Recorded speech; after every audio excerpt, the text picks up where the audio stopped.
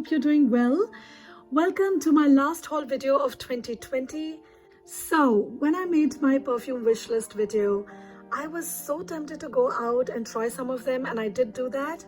And although I couldn't try everything on my wish list, and even if I could, I guess I would not have bought all of them, I did end up buying a few. So if you're interested in knowing what I got, please keep watching. And before we start, I would really appreciate if you would consider subscribing to my channel. I make videos on perfumes, makeup and other fun stuff. Your support would mean a lot. I really would appreciate it. And remember to hit the bell icon so you don't miss any videos that I upload.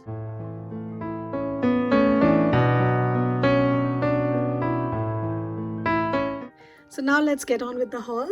The first one I've got is La Vie est Belle Intensimo from Lancôme. So I have heard a bunch of people talk about this perfume, saying that it is a very wearable La Vie est Belle, especially for those who find the original too sweet and too intense. And so I tried it and I quite liked it, to my surprise. And I'll be honest guys, usually around this time of the year, around the holidays, something happens and I start to like quite a few fragrances that I typically don't like, which means I might gravitate towards an occasional gourmand fragrance or a fruity floral fragrance. And I think that's what happened with this one. So this one definitely smells a lot like the original La Vie est Belle, except that this one has a lot of berries in it. I definitely smell a lot of fruit. And I absolutely loved it on the first day when I tried it. And I kept on going back to my wrist and trying to smell it. And it was very intense, very sweet, very warm, even cozy, and quite sparkling. I really quite liked how it was smelling. It smelled fresh, it was sparkling, it was intense, it was sweet. And I just thought I needed a bottle of this one. However, I'm going to keep my fingers crossed because I'm just hoping that my infatuation is not going to be short-lived like it usually is with such kind of perfumes, which is the fruity gourmand fragrances. And usually I do get over them after a few days and they just lie out there. So if that happens, I will let you know. But for now, I quite like it. It is a little bit similar to one of the Givenchy's very irresistible ones. I used to have that fragrance. I got over it, which is why I'm a little bit skeptical that I might fall out of love with this one. But I just got it. I am going to try and love it. I know you might think that I've got it. Why am I even having second thoughts? It's not that I have second thoughts. It's just that I know myself. I know what I like in the long run. These kind of fragrances are not really my type. And I wish they had a small bottle of it, maybe a 15 or even a 10 ml spray. I think that would have been just fine for me. But for now, this is what I have and I will try my best to enjoy it. And I have been enjoying it actually. I have been wearing this one a lot since I got it and it smells really nice. The next fragrance I got is Libra Intense by Yves Saint Laurent. This one was also on my wish list and it is quite a nice fragrance. This one is a very wearable vanilla for somebody who's not fond of vanilla fragrances. So if you're somebody like me who is a bit fussy about their vanilla, I think you should give this one a try because the vanilla here is a very soft, cozy, warm vanilla. The original Libra is more of a spring-summer fragrance, but this one is more fall and winter fragrance. The opening is very much like the original Libra. You get the orange blossom and lavender. It stays like that for quite some time on me. When I first sprayed it, I didn't really see any difference. But it's after some time, the vanilla starts to turn warm on the skin. It turns very soft and subtle and very sensual as well. It's very beautiful. It's a very nice everyday fragrance. And the dry down of this one is what I love. It's very nice, very soft, very cozy, very feminine, very pretty, very comforting. And I think this would make a great gift if you're still looking for one. And this one I am not concerned about falling out of love with, which like I am with this one. Because this one is a beautiful floral fragrance. I've not really looked up the notes, but I'm not getting any fruits in there, which is already a plus point. It is sweet, but the sweetness level is quite tolerable for me. A really pretty one. Next up is Whispers in the Library from Maison Margiela's Replica line. So when I tried this one, I really liked it. I thought it smelled really quite a bit like a library. It was very woody, quite musty. I could smell the paper and the books and everything. And I don't have anything like that in my collection. And I just wanted to get it and try it.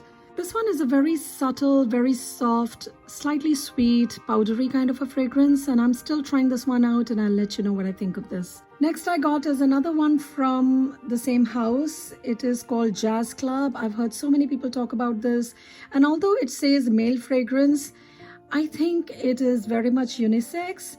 So this one to me honestly smells exactly like Burberry London for women and Burberry London for men mixed together.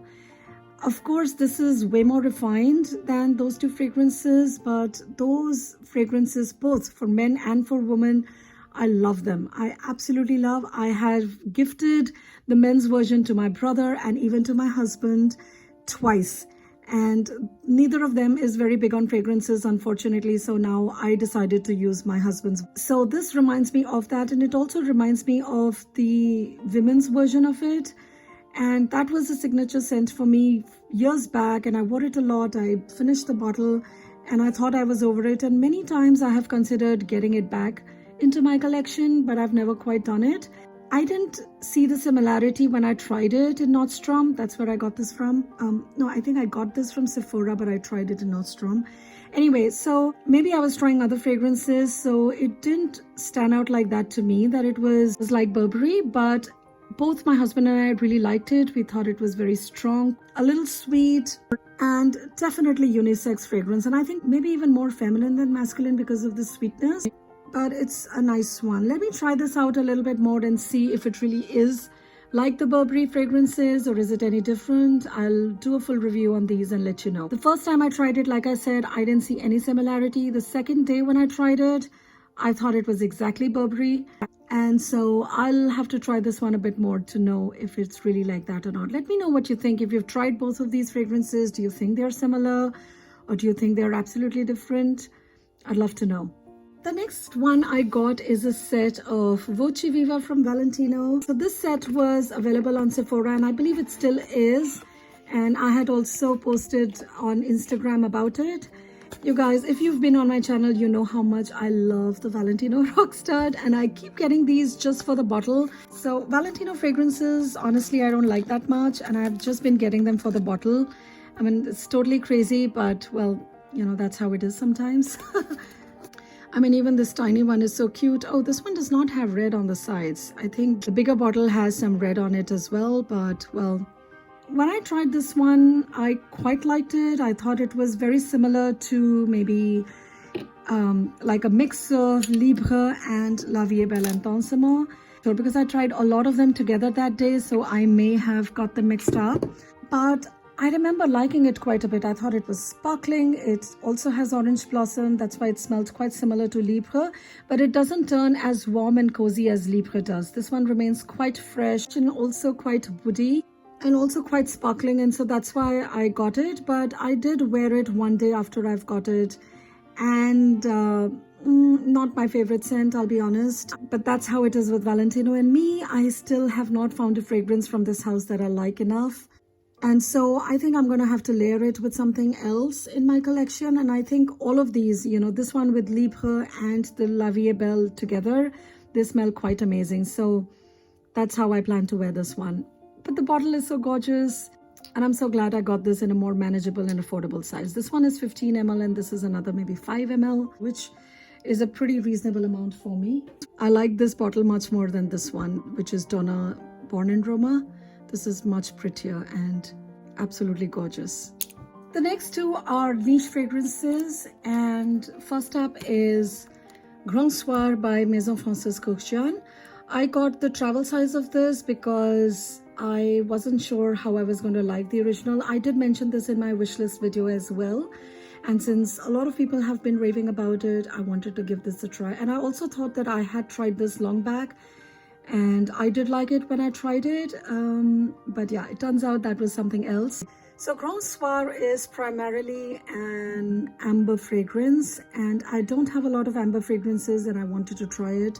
Honestly, this one starts out a bit too masculine for my liking. It smells just like a men's cologne. There is something spicy in here, or there is something in here initially that I don't like. But if I give it some time, maybe 15-20 minutes, then it starts to warm up, starts to really blossom on the skin, and it's quite nice. It's a very lovely fragrance. Not an absolute love for me as yet, but again, this is too new. I have still to play around with it to know if I really like it or not. And I'm glad I got only the travel size. And my last fragrance is Ombre Nuit by Christian Dior from the Maison Dior collection. This was in my wish list as well, and I am glad I got this one. This is my first fragrance from Maison Dior, and I'm quite excited about it. This smells really nice. I love the opening, and I think I'm going to also like the dry down. I haven't worn it as yet, but I just sprayed it on my arm, and it is smelling just amazing. I mean, this is unisex as well, but it's not as overly masculine as the Gronk Soir is in the opening. So far, this is smelling really fantastic. And I will know how I feel about this the more I wear it. So that was it, guys. That was the haul. I hope you enjoyed it. Do let me know in the comments below if there are any of these fragrances that you'd like me to review. And do let me know if you have any of these fragrances, if you've tried them, what do you think, how is the performance? Or feel free to ask me any questions about any of them in the comments below. I would love to hear from you. Please give this video a thumbs up if you liked it and subscribe to my channel. Remember to hit the bell icon so you don't miss any videos. Thank you so much for watching. I'll see you in my next video. Bye-bye.